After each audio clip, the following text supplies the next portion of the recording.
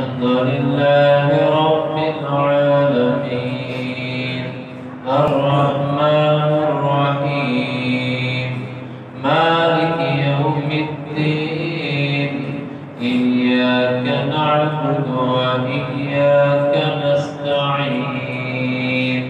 اهدنا الصراط المستقيم صراط الذين أنعمت عليهم غير المغضوب عليهم ولا